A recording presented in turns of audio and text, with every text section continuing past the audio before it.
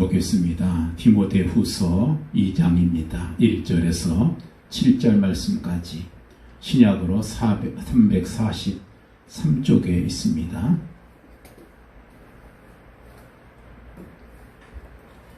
디모데후서 2장 1절에서 7절 말씀 우리 함께 믿음으로 합독하겠습니다.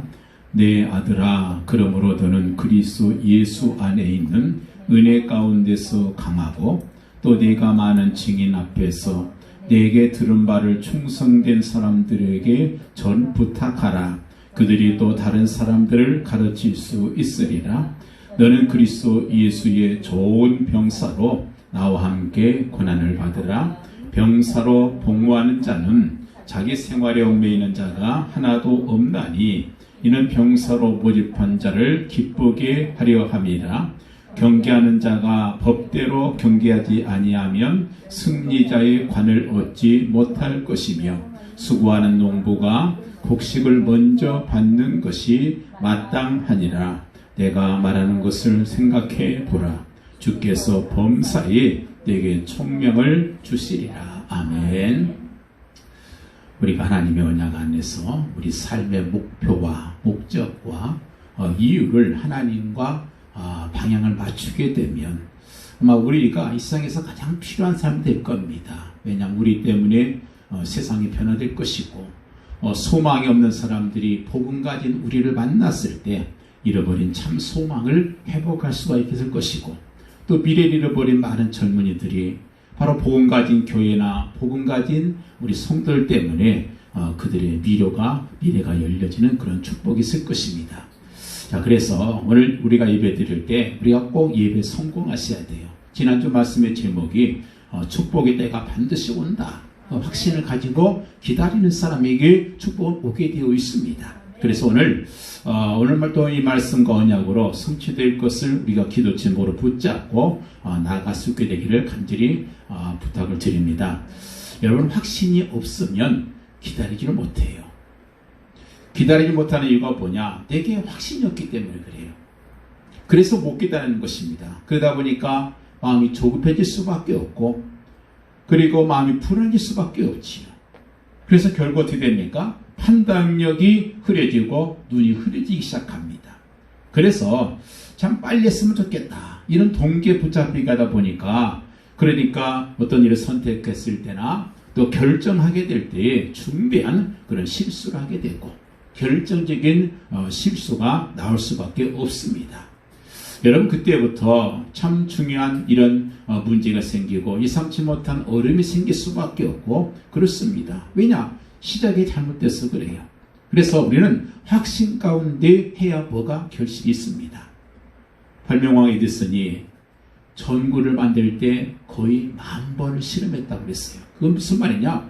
9,900번 이상을 실패했다는 것이잖아요. 그럼에도 불구하고 왜 그가 그 일을 계속 그렇게 반복을 했는가? 그것은 그가 확신이 있었기 때문에 그래요. 분명히 된다. 분명히 된다고 확신이 있었기 때문에 그렇게 참는 거 아니겠습니까? 또 한편으로 확신은 있습니다만은 중요한 것은 그 확신이 하나님의 뜻과 맞지 않을 때, 다시 말해서 확신이 잘못된 확신이고 착각의 확신이 있을 때 그 확신을 가지고 일을 진행하게 되면 결국 사고가 터지게 되어 있지요. 그래서 잘못된 확신을 가지고 추진하다 보면 내가 생각지도 못한 그 순간 그 방향에서 큰 사고가 터질 수가 있습니다. 여러분, 그래서 우리가 확신을 갖긴 갖되 근거가 있는 확신이 있어야 돼요. 그 근거 있는 확신이 어디 있냐? 그게 하나님과 방향이 맞는 확신이죠. 우리 믿음의 사람들이 바로 그 확신 가지고 그렇게 나왔다는 겁니다. 하나님께 주신 확신, 이게 근거잖아요. 그거 붙들고 가니까 세월이 지나면 어느 순간에 결실이 오게 되는 거죠. 그렇습니다. 하나님의 언약에 맞는 확신 가지게 되면 그때부터 계속 기도하게 되겠죠. 기도하면서 어떻게 합니까? 하나님께서 어떻게 인도하시는가? 하나님께서 어떻게 역사하시는가? 하나님이 이 문제 가운데서 어떻게 일을 진행하시는가? 이 기다려지죠. 계속 믿음으로 기다리면서 성령의 음성에 우리의 귀를 기울이고 계속 성령 인도를 받다 보면 어느 날 내가 상상할 수도 없는 하나님의 엄청난 응답이 오게 되어 있습니다. 이게 바로 믿음 좋은 사람들의 모습이라는 거예요. 자, 그렇다면 어떻게 해야 우리가 근거 있는 확신, 하나님과 방향을 맞추는 확신을 가질 수 있겠는가? 그 확신이 바로 예배 때 생기는 거예요. 하나님께 예배하고 말씀 듣는 갈때.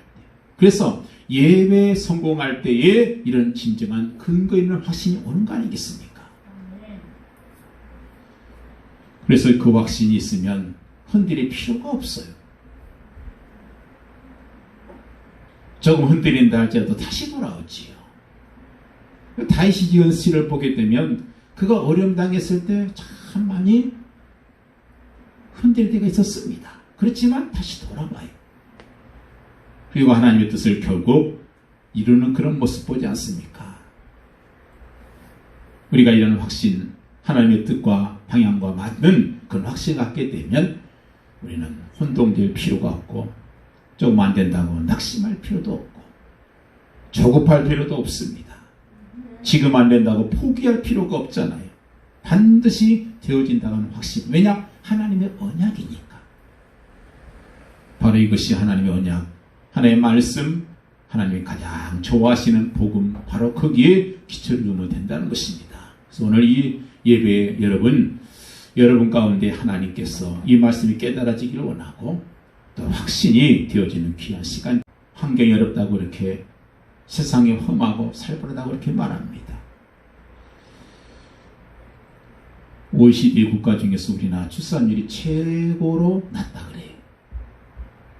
저는 베이비 붐 시대에 태어났거든요. 그때는 아이들이 너무 많았어요. 그래서 한 반에 지금 상상할 수 없는데 60명, 70명이 한 반이었어요. 근데 얼마 있으니까 이제는 아들, 딸 구별 말고 둘만 낳자. 또 좀 있으니까 잘 키운 딸 하나, 열아들 안 부럽다. 근데 요즘 어떻게 해요? 이제는 아빠 나에게도 동생 주세요. 이렇게 됐어요. 근데 왜 이렇게 자식 안 낳으려고 그러냐? 그래서 물어봤더니 이 험한 세상에 자식 낳아서 뭐 하겠느냐? 지금 나 자신도 먹고 살기 힘든데 자식 낳아서 괴로운 인생 살게 하고 싶지 않다. 그것이 이제 그들의 이유입니다. 여러분, 그런데 모든 거 하나님께 책임지십니다. 우리가 지금 어렵다 해도 분명히 하나님께서는 우리에게 관심 갖고 계시고 우리 지켜보고 계시고 우리 인도하신다는 바로 그런 사실을 꼭 기억하시길 바라요. 적어도 우리 성도들이 다른 것은 몰라도 정말 말씀과 복음의 전문가가 돼야 돼요. 복음과 함께 실력을 쌓아야 되고 기능을 쌓아야 되고 영성을 쌓아야 되고 사회성도 있어야 되고 미래성도 있어야 되는 것. 이게 하나님 안에서 준비되어야 되는데 언제 가능하냐? 이것이 우리 속에 진짜 복음이 체질되면 그게 가능해지는 겁니다. 그래서 우리는 그냥 교회 다니는 사람으로 그렇게 살지 말고 그냥 신앙생활하는 사람으로 그냥 살지 말고 복음에 대한 뭐 엑스트라 군중 무리 이런 것이 아니라 하나님 앞에서 주인공으로 살아야 돼요. 성경에 보면 많은 인물이 나오잖아요. 삼국지가 인물이 제일 많이 등장하는데 그보다 더 많이 나온 인물이 성경책이에요. 그래서 책 중에서 가장 인물이 많이 등장하는 책이 성경책인데 그 중에 보면은 다 주인공이 아니잖아요. 다 주역이 아니에요. 어떤 사람은 엑스트라고, 어떤 사람은 그저 무리고, 어떤 사람은 군중이고, 그렇게 살다가 간 사람들이 참 많습니다. 근데 적어도 우리가 이왕 신앙생활 할 바에는 주인공으로 하나님께서 정말 집중해서 관심 있게 바라보는 그런 주역으로 살아가는 것, 이게 정말 하나님께서 우리가 원하시는 거예요. 사람들은 그냥 살지 않습니다. 반드시 자기 삶에 어떤 철학이 있어요. 그리고 동기가 있습니다. 무엇인가 인도를 받으며 살아가요. 근데 중요한 것은 내가 무엇에 인도를 받으며 살고 있느냐가 중요한 거예요. 내가 무엇에 지금 인도를 받고 있는가. 거의 대다수의 사람들은 사람들의 말에 인도를 받아요. 사람의 말이 왔다 갔다 하는 사람들이 너무 많습니다. 이게 좋다 하면 이것으로 쏠리고 즉 그런 모습으로 살아요. 또 어떤 사람들은 자기 기분 내키는 대로 감정 인도를 받으며 사는 사람도 있습니다. 항상 문제죠. 어떤 사람은 자기 경험이나 자기의 지식을 따라서 자기의 고정관념이나 이런 것이 기준이 돼서 그렇게 인도를 받으면서 살아가는 사람도 있습니다. 또 어떤 사람은 자기 욕심으로 가득 차서 욕심 충만한 것 여기에 인도를 받는 사람도 있습니다. 그렇게 되면 어떻게 되겠어요? 눈이 어두워지죠. 판단력 어두워집니다. 근시안적이고 모든 일을 즉흥적으로 처리할 수밖에 없잖아요. 문제는 하나님을 믿는데 너무 즉흥적으로 모든 일을 처리할 때가 문제라는 거예요. 이 안타까운 거죠. 기도도 좀 해보고 목사님한테 상담도 좀 해보고 이것이 하나님의 뜻에 맞는지 안 맞는지 이걸 안 하고 그냥 시작했다가 나중에 사고 터지고 성령이 도받아서 문제될 때가 얼마나 많아요. 우리가 중요한 일일수록 하나님부터 기도해보고 말씀 비춰보고 정말 이것이 하나님의 뜻에 맞는지 이게 정말로 하나님의 영광을 나타내는 것인지 영광을 가리는 것인지 이게 복음에 유익이 되는지 유익이 되지 않는지 이 부분을 잘 인도를 받아야 돼요. 그렇지 않고 육신적으로 근시안적으로 그저 눈에 보이는 손의 이익을 따라서 그렇게 판단하고 결정하게 되면 결국 나중에 후회할 수밖에 없어요. 자, 그렇다면 어떻게 이런 성령 인도를 받을 수 있겠는가? 바로 그 방법이 성경 말씀 속에 있고 그리고 유일한 방법 중에 하나가 바로 예배 성공할 때라는 거예요. 그래서 제가 항상 예배 때마다 말씀드립니다마는 예배 성공해야 우리가 바른 판단할 수 있어요. 예배 성공되어져야 모든 일에 성공되어집니다. 이건 하나님 성경 말씀 속에 있잖아요. 많은 인물들이 그랬잖아요. 아브라함은 어디든 가든 매번 자녀께 예배했어요. 롯은 자기의 육신의 눈으로 모든 걸 판단했습니다. 결과는 우리가 아시는 것처럼 완전히 정반대의 그런 결과를 가져오게 되잖아요. 그렇습니다.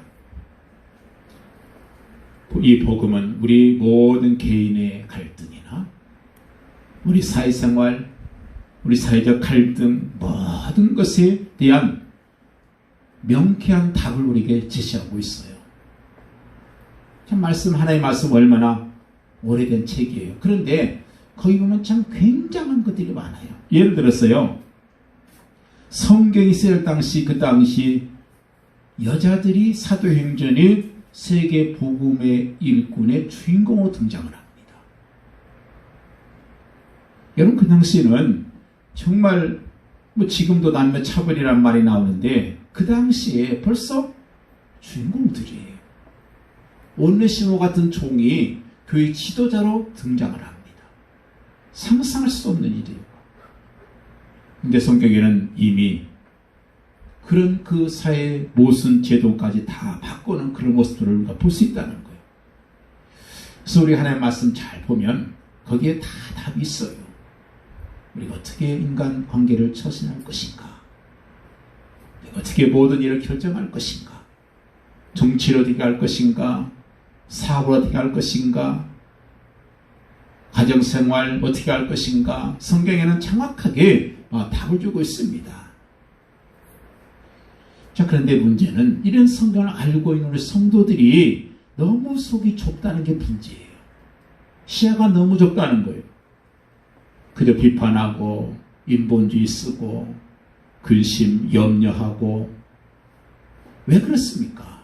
복음에 대한 정리가 안 돼서 그래요. 많은 건 좀 뛰어넘어야 돼요.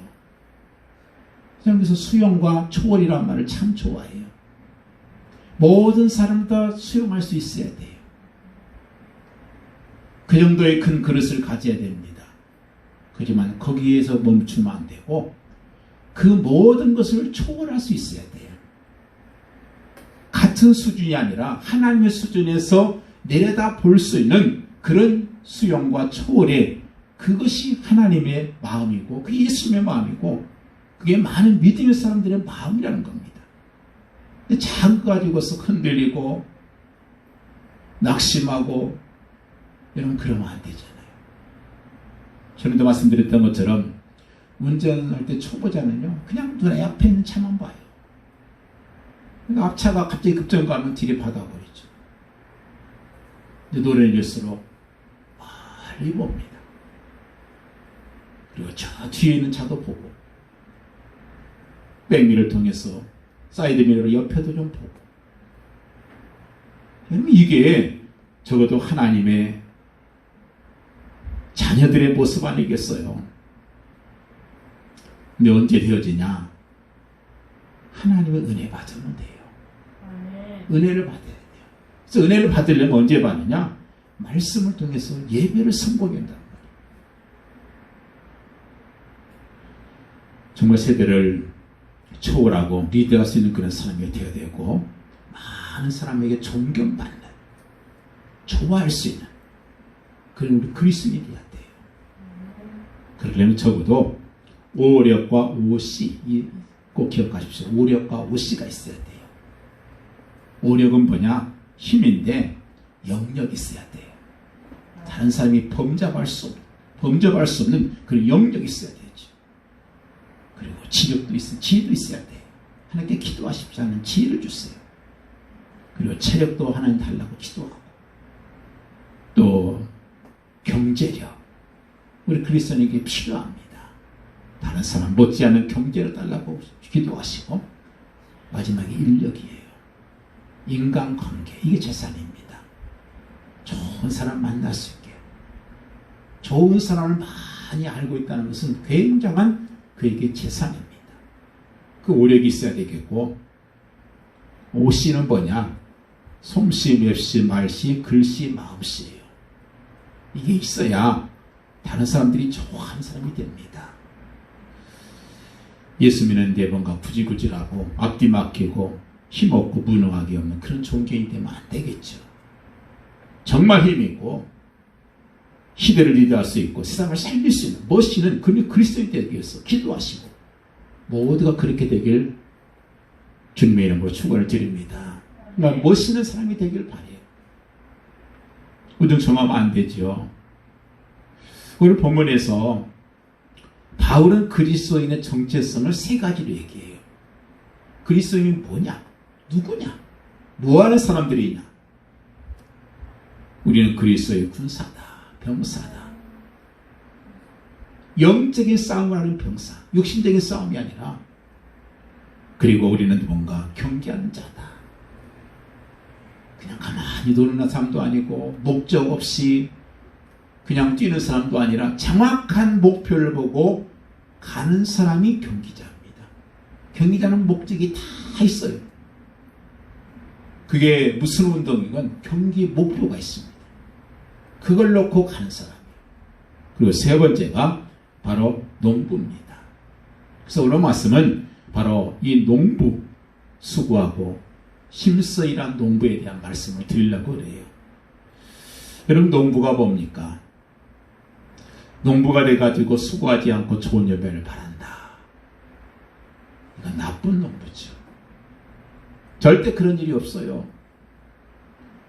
이건 성경을 떠나서라도 세상의 말의 진리 중에 하나가 보여요. 심은대로 거둔다는 거잖아요.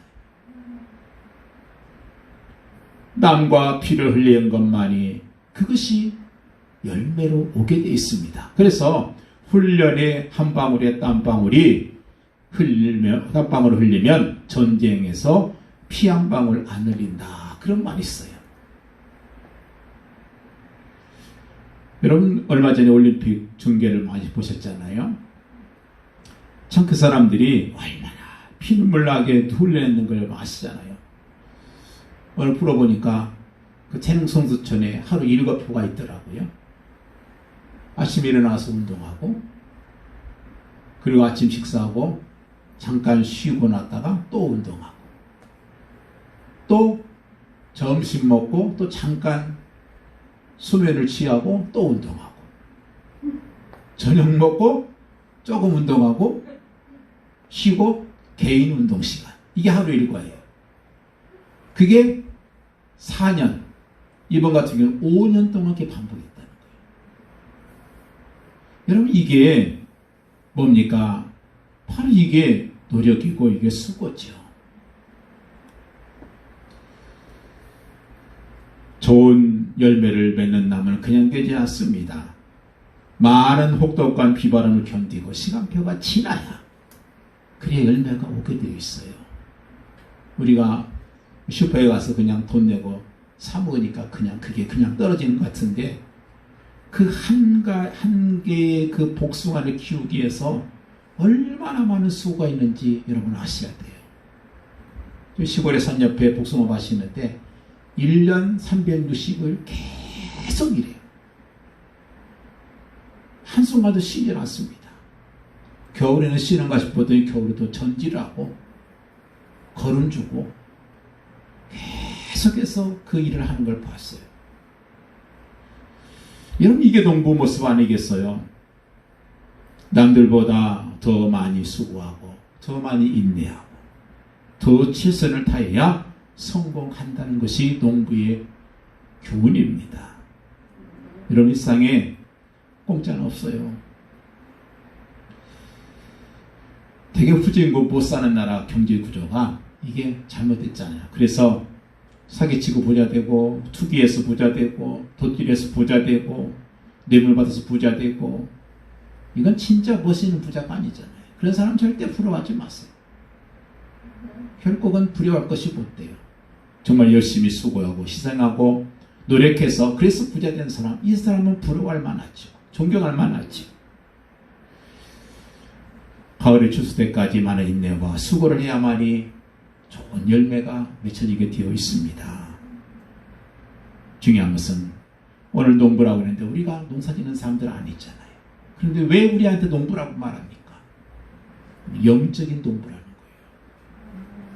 거예요. 영적으로 뭔가를 짓는 기르고 있는 사람이고 키우고 있는 사람이고 열매를 향해서 수고하는 사람들이라 그 말입니다. 여러분 최선을 다해서 정말 일하는 사람들이 우리는 존경스럽잖아요. 오늘 말씀 6절에 보니까 우리는 농부다 그랬는데 농부는 수고해야 된다.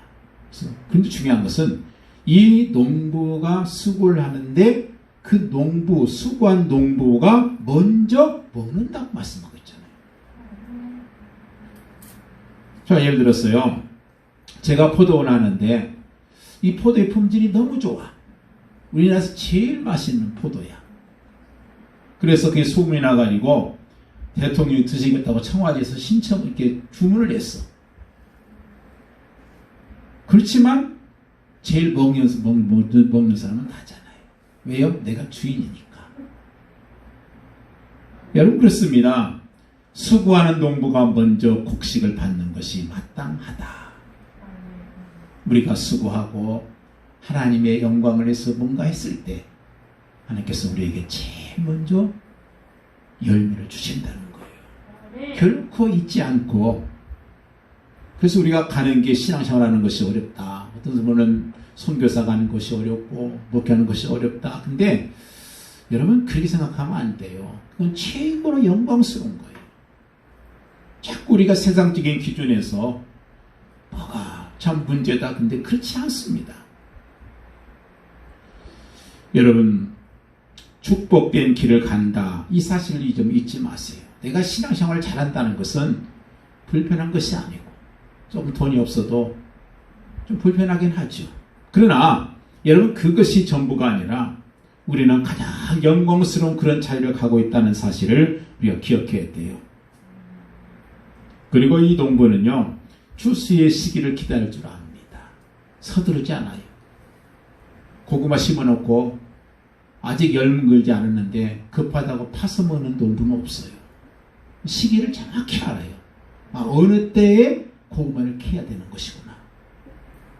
근데 이걸 모르는 사람은 어떻게 해요? 자꾸 먼저 파보는 거예요. 아직 연글지도 않았는데, 아직 익지도 않았는데 거둬버리는 그런 농부는 어리석죠. 왜요? 때를 몰라요. 때를. 시기를 모른단 말이에요. 우리 영적인 추수의 시기를 기다릴 줄 아는 영적인 농부들입니다. 영적으로도 반드시 때가 와요. 반드시 옵니다. 우리가 3개월 통해서 그걸 우리가 깨닫잖아요. 그 시간표를 알고 기다릴 줄 알아야 돼요. 기다릴 줄 아는 사람, 이게 농부의 특징이에요. 때를 기다릴 줄 알아요. 언제 씨를 뿌려야 되고, 언제 물을 줘야 되고, 언제 거름을 줘야 되고, 언제 비를 줘야 되고, 이게 시기가 있더라고요. 아무 때나 가서 주니까요, 다 죽어버려요. 왜 죽었나 그랬더니 시기를 안 맞춘 거예요. 어느 때 약을 뿌려야 돼요. 거름은 언제 줘야 돼요. 이게 잘 알아야, 그 시기를 알아야 추수를 맺는 것처럼 우리 예수 믿는 사람들도 그 시기를 알아야 되잖아요. 그래서 우리 영적인 추수꾼, 우리 믿음의 사람들은 성령의 인도를 받아야 돼요. 성령의 인도. 성령의 인도를 받지 못하면 그러면 안 되지요. 어떤 중대한 결단을 내려야 할 때가 있으니까 그때는 우리가 그 인도를 잘 받아야 되겠죠.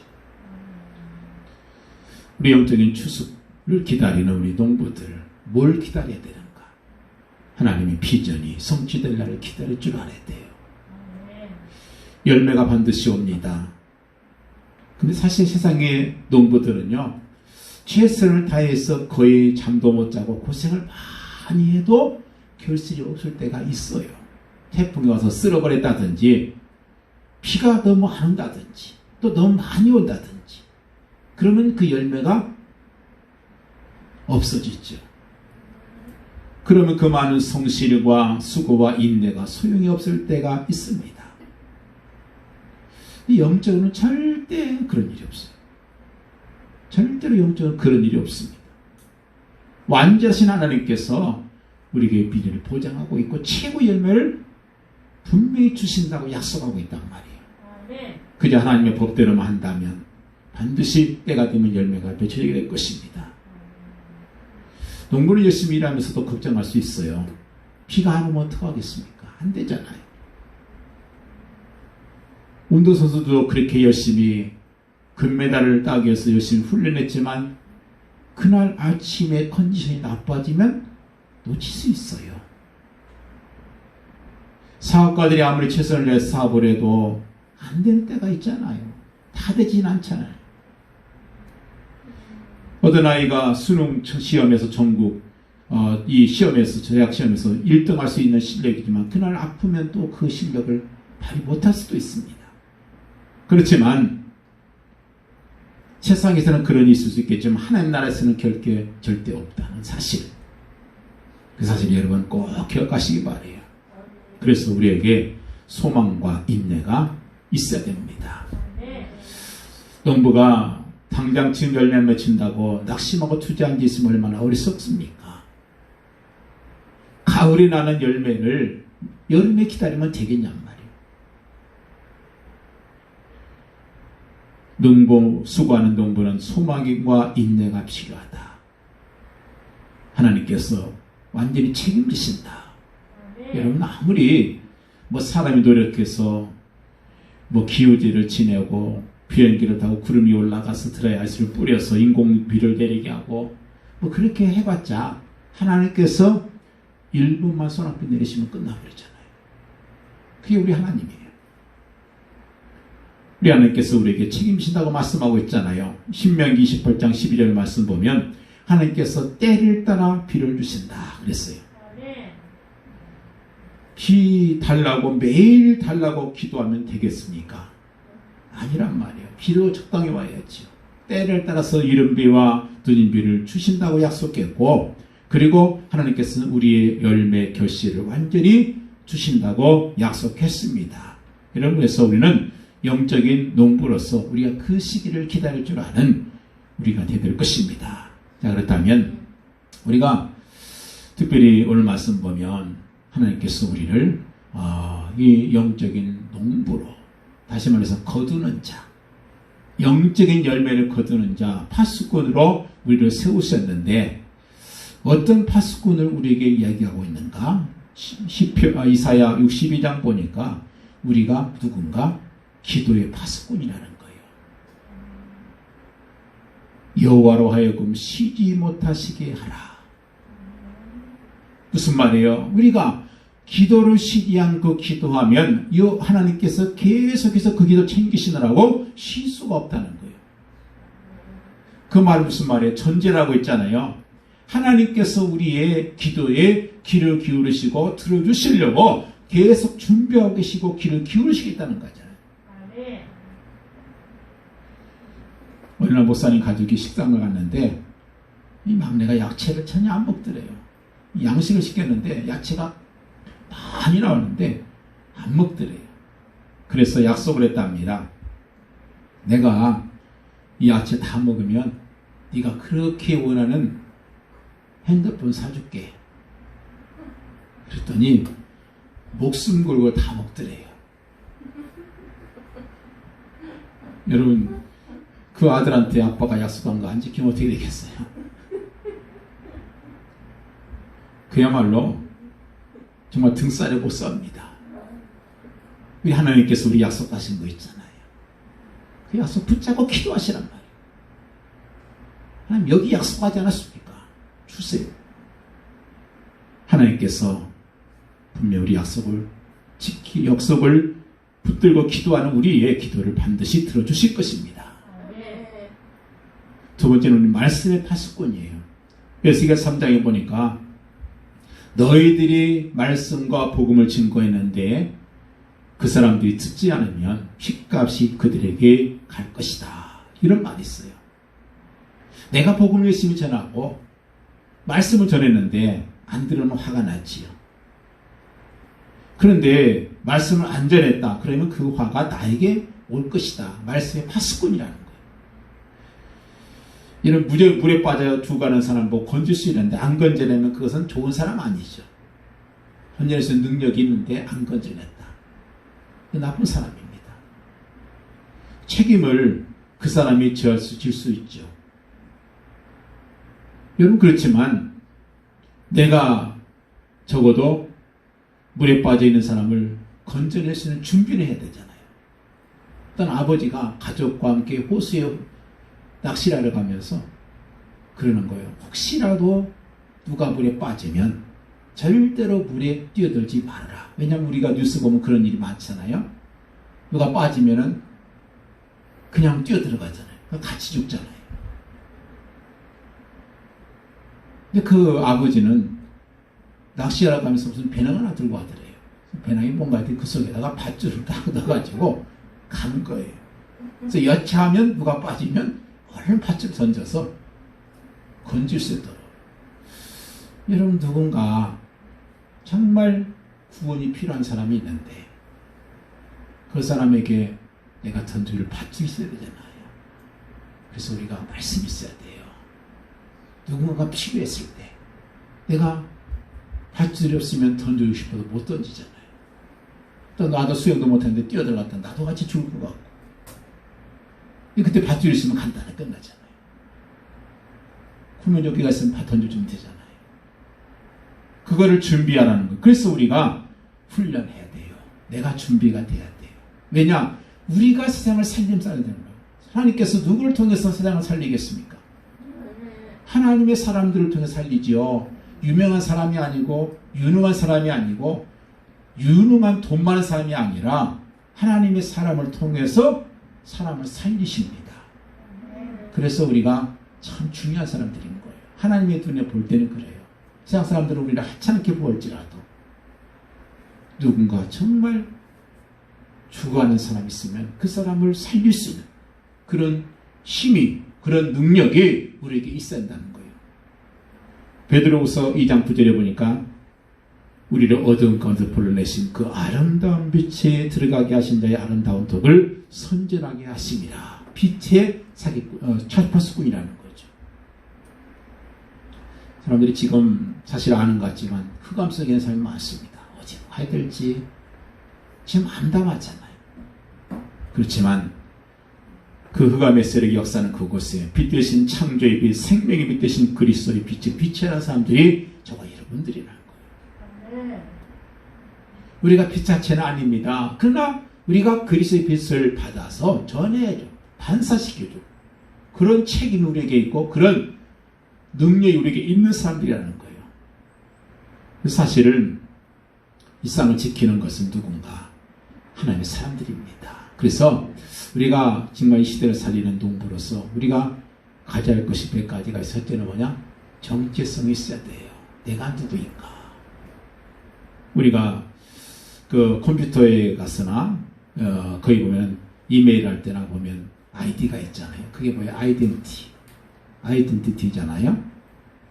여러분 아이디입니다. 정체성, 나의 신분이 뭔가. 되게 뭐 큰 회사 들어가면 다들 목걸이를 이렇게 하나씩 달고 다니잖아요. 거기에 보면 뭐가 있습니까? 그 사람의 아이덴티티가 있어요. 이 사람의 이름이 뭐고 직급이 뭐고 소속이 뭐고. 그래서 이거 있으면 그냥 무사 통과합니다. 올림픽 경기장에 가면 아무나 들어갈 수는 없잖아요. 그러나 아무나 들어갈 수 있는 사람이 있습니다. 언제든 들어갈 수 있는 그 사람이 누구예요?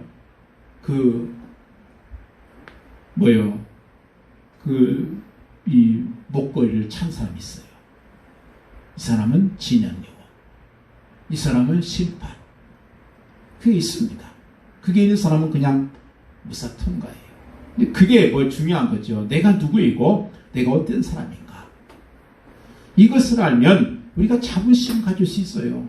이게 없으니까 자존심이 없고 자긍심이 없는 거잖아요. 적어도 우리가 하나님의 자녀라고는 자부심. 난 하나님의 자녀다.